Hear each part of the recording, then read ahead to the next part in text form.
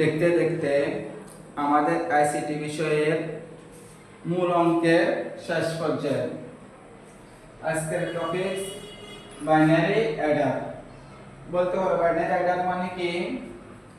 যে অ্যাডার দুটি বাইনারি সংখ্যাকে যোগ করতে পারে তাকে বাইনারি অ্যাডার বলে।